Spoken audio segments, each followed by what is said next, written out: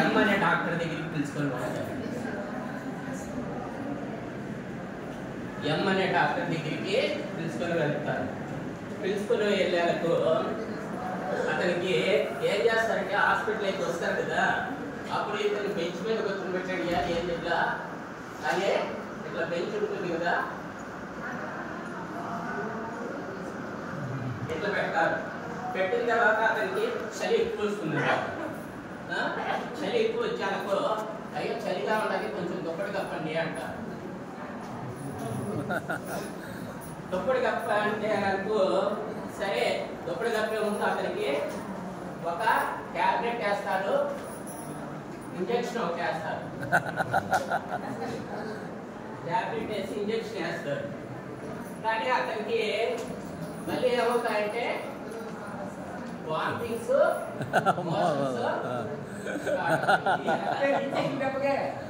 Injection అది సరే sir.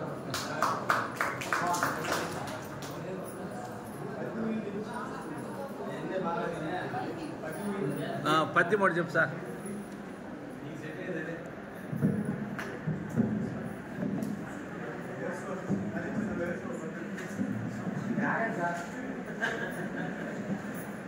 భూషలుగావు మత్యులకు భూరిమయాంగదకరారముల్ భూషిత కేశపాస మృదు పుష్ప సుగంధ జలాభిషేకముల్ భూషితంజేయు పురుషుని భూషితంజేయు పురుషుని వాపోషణమే శుభూషణము భూషణముల్ నశించునండియో భూషలుగావు మత్యులకు భూరిమయాంగద కారాహారములు అంటే నగలు, అదేవిధంగా హారాలు, ఇవన్నీ కూడా ముఖ్యం కాదు. అదేవిధంగా మృదు పుష్ప సుగంధ జలాభిషేకములు, అందమైనటువంటి వెంట్రుకలు, అదేవిధంగా పువ్వులు, మంచి సుగంధ నీటితో స్నానం, అవన్నీ ముఖ్యం కాదు. వాపోషణమే శుభోషణం అంటే మంచి మాట అనేది మంచి మనిషికి మంచి అలంకారం అనేది ఈ పద్యం యొక్క భావము. ఇప్పుడు డివిఎస్ కర్ణాలో వచ్చి ఆచార్య దేవాని యొక్క చిన్న డైలాగ్ చెప్పేసి కూర్చుంటారు. ఆచార్య దేవ ఏమంటివి జాతి రంగముల సూపసిద్ధునికి ఇది నిలువ అర్థలేదందువా. ఎంత మాట ఇది క్షేత్ర పరీక్ష కానీ క్షత్రియ పరీక్ష కాకూడదు. ఇది కులపరీక్ష అందువా. ఈ తండ్రి భరద్వాజుని జన్మపెట్టింది, అతి జుగుప్సాకరమైన నీసమ్మ పెట్టింది, మట్టి కుండలో పుట్టింది కదా. ఇది అందయ్య అస్వస్పితాముడు గురుకులు ఉంటున్న శాస్త్రములు శివసముద్రం భార్య గంగాగర్భాన్ని జయించలేదా. ఈయన చేయకూడదు, నాతోనే చెప్పింది వేమయ్య.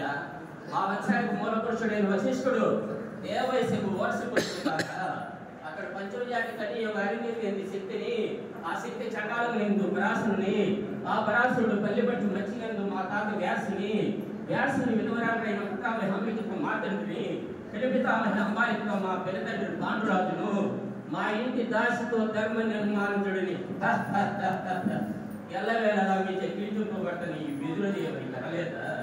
క్షేత్ర బీజ ప్రాధాన్యతతో సంతరమైన మా కురువంశము ఏనాడో బలహీనమైంది కాగా నేడు కులము వ్యర్థవాకులేదు.